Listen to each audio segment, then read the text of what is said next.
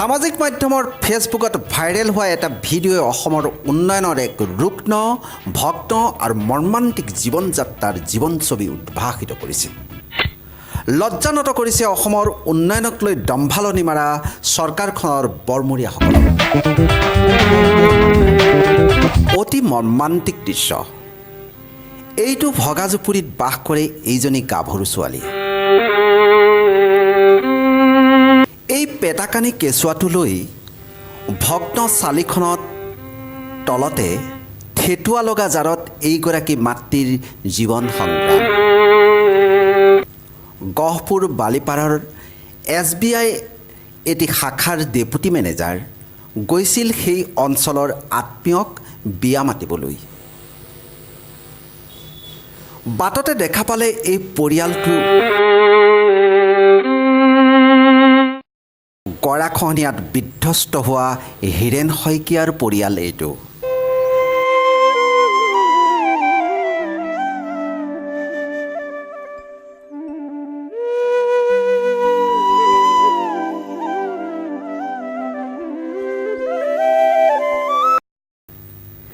এইদৰেই তেওঁলোকে বসবাস কৰিছে। গাভৰু ছোৱালীজনীয়ে টকা যোগাৰ কৰিব পৰা নাই বাবে স্কুললৈ যাব পৰা নাই।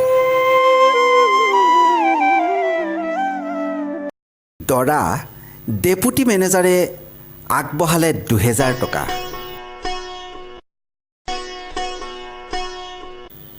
লগৰ কেইজনেও দিলে অৰ্থ সাহায্য যথাসাধ্য। চকু চলচলীয়া কৰি মহিলাগৰাকীয়ে দৰাক মূৰত ধৰি আশীৰ্বাদ দিলে।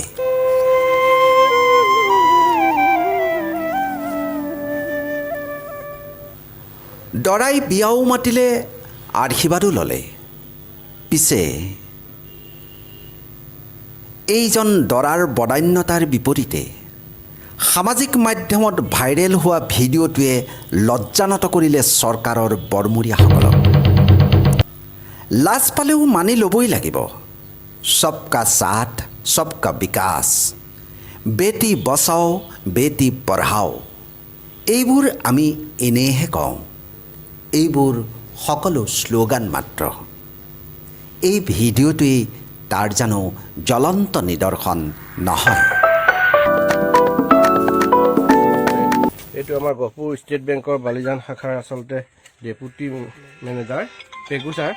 তেওঁ আচলতে বিয়া মাতিবলৈ আহিছিলে। এখন দেখা পাই তেওঁ তেখেতক 2000 টকা এটা দিছে দেই। কোনো আমি তেওঁ বিয়া আহিছে, আশীৰ্বাদ এটা দিব। আৰু মই 500 টকা এটা ভণ্টিক দিছোঁ। মই দিছোঁ আৰু সেইটো তাই এডমিশ্যন ল'ব দেই ভণ্টি। আৰু আমাৰ হেৰিও দিছে কেইটামান পইচা আমাৰ Krishna Pegu LIC agent SBI life Krishna Patgiri. আমি আচলতে হঠাৎ সোমালোঁ। পুনৰ কৈছোঁ আমি এইফালে আহিছিলোঁ বিয়া মাতিবলৈ। বুজিছা ভণ্টি, দেখিলোঁ আমি এইটো সৰু সহায় কৰিছোঁ। আমি গহপুৰৰ জনপ্ৰতিনিধি বিধায়ক উৎপল বৰাৰ দৃষ্টিগোচৰ কৰাইছোঁ। ইয়াৰ পঞ্চায়তৰ প্ৰতিনিধি কৰাইছোঁ, চৰকাৰী বিষয়াৰ, আৰু লগতে অসম চৰকাৰৰ বিত্ত স্বাস্থ্য গড়কাপ্তানী মন্ত্ৰী ডক্টৰ হিমন্ত বিশ্ব শৰ্মাই গহপুৰক খুব গুৰুত্ব দিয়ে। এই দৃশ্যটো আমি তেওঁকো দেখাইছোঁ। গহপুৰৰ এখন গাঁও, ৰাঙলিয়াল গাঁও পঞ্চায়তৰ এইটো এটা ঘৰ। কাৰ ঘৰ বুলি ক'লে আপোনালোকৰ? হীৰেণ শইকীয়াৰ ঘৰ। আপোনালোকে চাওক, এই ঘৰটো চাওক। এইটো বান বিধ্বস্ত এলেকা। আচলতে বাৰিষা ব্ৰহ্মপুত্ৰৰ পানীয়ে ৰাঙলিয়াল গাঁও পঞ্চায়তৰ এই জকাপৰা অঞ্চলটো বিধ্বস্ত কৰে। তথাপি তেওঁলোক এইদৰেই আছে। যিহেতু ভাল মানুহৰ ঘৰ আছে, নথকা নাই। চাওক পৰিৱেশটো আকৌ এবাৰ দেখাইছোঁ। এই ছোৱালীজনীয়ে পইচাৰ অভাৱত আচলতে এডমিশ্যন ল'ব পৰা নাই, স্কুল যাবই পৰা নাই। Video' Kamruzzaman report PN live.